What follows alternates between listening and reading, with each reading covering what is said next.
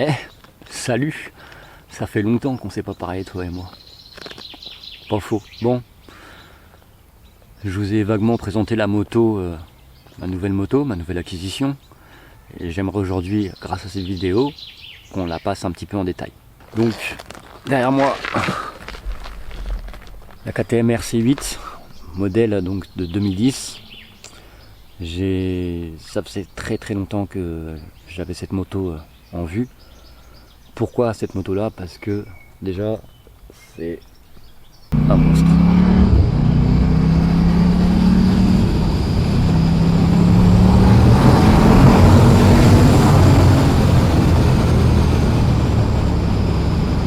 Il n'y a pas d'autre mot. Il n'y a pas d'autre mot, c'est vraiment un monstre. Elle est redoutable d'efficacité. Elle s'adresse par contre à un pilote quand même qui est assez confirmé. On ne pourra pas laisser ça entre toutes les mains. Pourquoi? Comment? Zéro assistance. Aucune assistance. Pas d'ABS, pas d'ABS, pas de traction control, pas d'anti-wheeling, aucune aide. Rien du tout. Tout ce qui est assistance, ça va être freinage ABS avec tes doigts et le traction control à l'ancienne comme on aime bien. Donc, marque autrichienne, il n'y en a pas eu beaucoup. Tout simplement parce que c'est assez spécial à conduire. Soit on aime, soit on n'aime pas, clairement. Il n'y a pas d'autre mot. Voilà. Donc, bicylindre, 4 temps évidemment. Un bicylindre en V opposé à 75 degrés. Donc moteur typique LC8, comme la 990 que j'avais précédemment. D'ailleurs, c'est cette moto-là qui m'a rendu complètement dingue du moteur LC8. Tout simplement. C'est elle qui m'a mis un pied à l'étrier, si je peux me permettre de dire ça comme ça, et de vouloir plus gros. Pourquoi je suis parti aussi sur ce modèle là? Parce que c'est assez exceptionnel et très atypique comme moto. Vous pouvez faire des recherches par exemple sur le Bon Coin, vous verrez qu'il y en a très peu à vendre. Il y en a très peu, il y en a pas tout simplement. Au niveau de la puissance, donc le bicylindre d'origine, sur une version normale, hein, pas une version RC8R, la version d'origine développe 155 chevaux d'origine. La mienne n'est plus d'origine, on va passer en détail après toutes les améliorations qui ont été faites. En termes de couple, on est sur 12 mètres kg, donc ça c'est plutôt ouf. C'est coupleux de malade quoi. Je veux dire, c'est la moindre accélération, tu le ressens tout de suite. C'est incroyable. Capacité du réservoir, on peut mettre jusqu'à 16,5 litres d'essence, ce qui nous accorde donc une autonomie. Si tu roules vraiment cool, tu peux aller jusqu'à faire 180 km avec cette moto là, d'une traite. Donc c'est relativement correct hein, pour une sportive. Après, tout dépend de l'ouverture des gaz. Plus tu vas ouvrir, plus tu vas consommer. Au niveau du train avant, donc on est sur une fourche inversée, 43 mm, débattement 120 mm. Au niveau du freinage, donc on a deux étriers Brembo 4 pistons avec deux disques de 320 mm.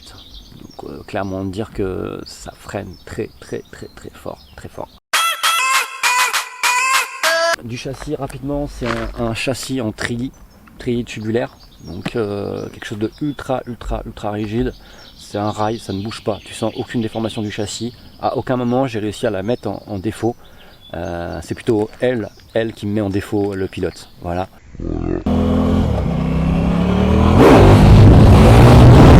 Au niveau du train arrière maintenant, on est sur un mono-amortisseur, débattement 125 mm. Donc c'est correct, tout dépend de comment tu vas le régler, comment tu vas l'exploiter aussi, ça c'est très important. Au niveau du freinage, on a un disque de 220 mm et qui est pincé par un étrier Brembo 2 pistons. Voilà, pour le train arrière. Performance, bon bah là par contre ça je connais par cœur, je pose le téléphone, j'en ai plus besoin.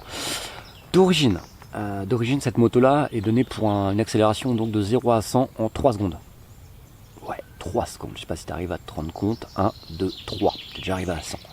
Vitesse maximale, pareil, données constructeur 280 km/h, donc ça suffit largement, je pense qu'il y a assez pour te faire sauter le permis.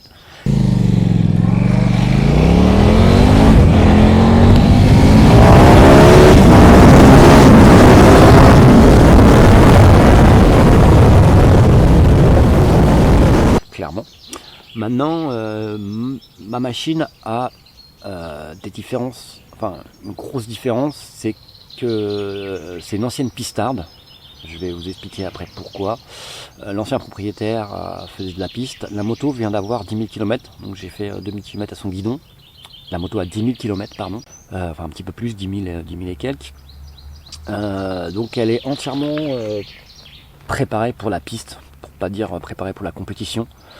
Je vais vous montrer ça en détail. On pourra observer donc renfort protection de cadre carbone, protection du bras aussi en carbone, protection des caches moteur GB Racing. Ensuite, qu'est-ce qu'il y a d'autre? Il y a bien évidemment des durites type aviation pour le système de freinage, que ce soit à l'avant et à l'arrière. On a des durites Avia. On est bien sûr sur du liquide haute performance aussi, c'est important de le rappeler.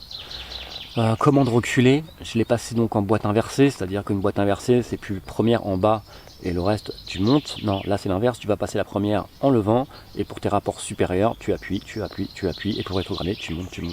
Voilà, c'est logique, mais je tenais quand même à soulever ce point-là.